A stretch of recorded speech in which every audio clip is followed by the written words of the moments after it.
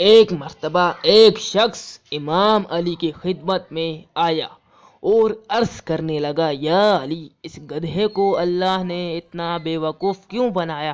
بس اس شخص کا یہ کہنا تھا۔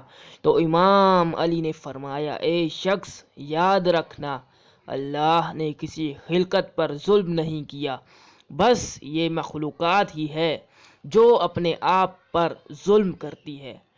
طوفان نوح سے پہلے گدھا بہت ہی چالاک ہوا کرتا تھا۔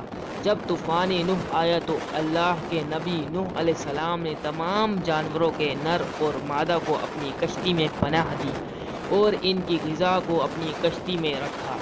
اللہ کے نبی نوح علیہ السلام نے سب جانوروں کے لیے ایک مقرر حد تک غذا روز کے لیے رکھی تھی، تاکہ جب تک یہ طوفان چلے کوئی بھی جانور بھوک سے نہ مرے۔ لیکن افسوس کہ گدھا اپنی چالاکی کے سبب دوسرے جانوروں کی غذا بھی چوری کر کے کھا لیتا تھا، اور صبح جب اللہ کے نبی نوح علیہ السلام پوچھتے تھے کہ یہ غذا کس نے کھائی تو گدھا جھوٹ بولتا تھا۔ بس اللہ کے نبی نوح علیہ السلام کی زبان سے یہ الفاظ اللہ کے دربار میں پہنچ گئے کہ اے اللہ، جو یہ غذا چالاکی اور چوری کر کے کھاتا ہے، تو اسے اتنا بے وقوف بنا کہ کبھی بھی وہ چوری نہ کر سکے، اور تب سے گدھا بے وقوف کی طرح جیتا ہے۔